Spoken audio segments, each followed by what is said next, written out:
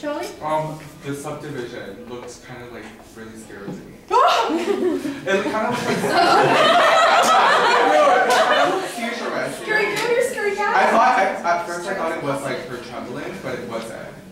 I was trembling a bit. What did you think about the tempo, Amanda? I think I started off a little too quickly because I was looking at my reflection and I thought it was crazy slow, and so I promised myself I would try and speed it up. But like you said, when you're live, it's so impossible to, you know, I was nervous, I guess. And so just sing for me how you would like or speak it, how you would like the tempo.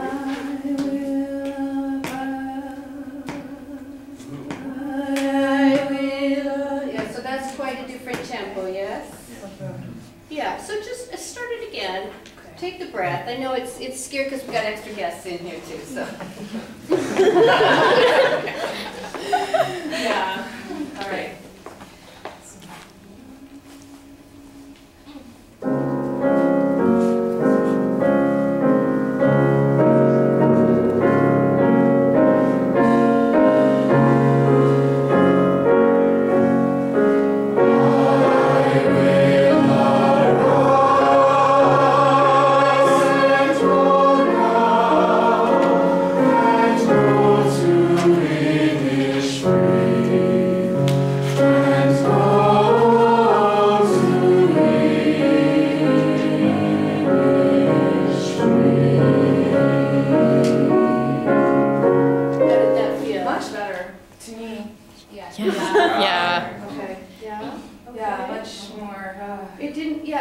What I was seeing, I think, was what Charlie was hinting at, was there was a little bit of franticness going on, and I thought you had to flip to subdivision far more than you needed to, and I think that was you probably trying to slow things down a little bit rather than and gain control.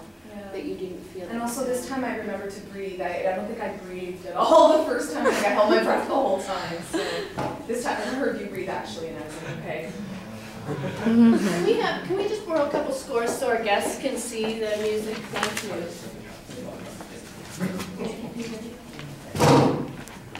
One more? We've got one more here. You guys are already sharing.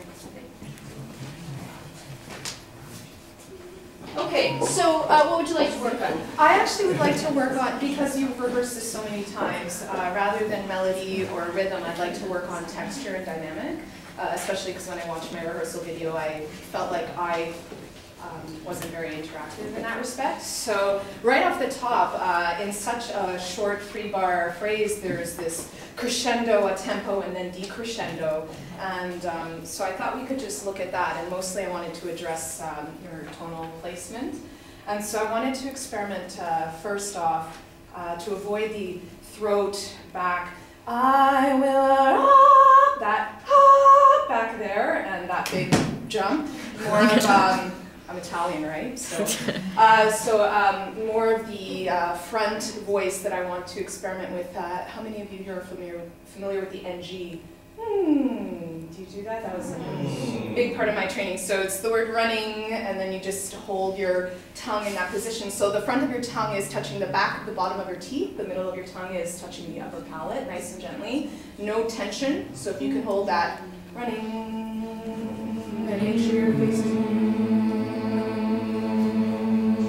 And now using this muscle down here, as opposed to producing the sound with your throat here and pushing. A nice subtle, this like triangle muscle right here that's got this really super long word I always forget.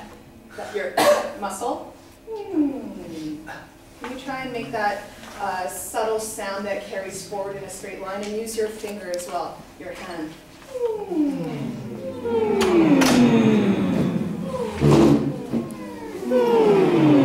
Right, so can you add a D, please? So if we do just that phrase right there, one, all on NG.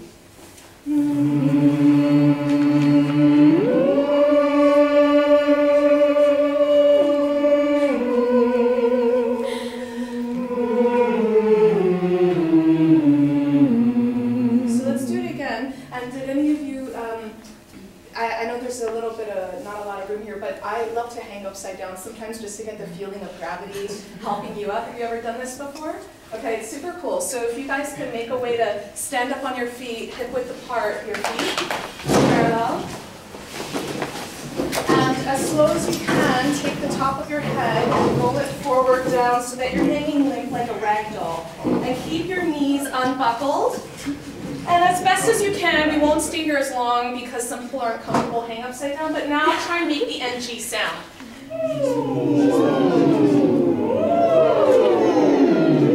Do you feel all tension out of your throat and a little bit more in your upper cavities and your sinuses up there? That's because gravity is helping you out. So now try and just sing the very beginning of that phrase upside down. 1, 2. On NG.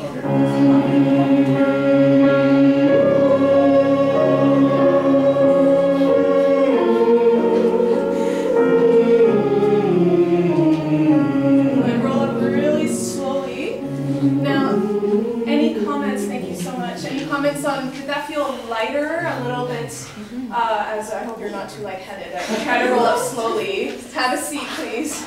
So what I'm going for is that lightness of being while you're up there, that's still supported and not pushed with your throat. Does that make sense? Yeah? So now let's use that vocal quality with words and see if we can get, I will arise. If the voice is there, the crescendo and the decrescendo will all be happening with a little more ease. And I think it will carry further forward to the audience. Make sense? Yeah? Okay, let's give that a shot. Oh, nice. Just yawn first to get the voice situated.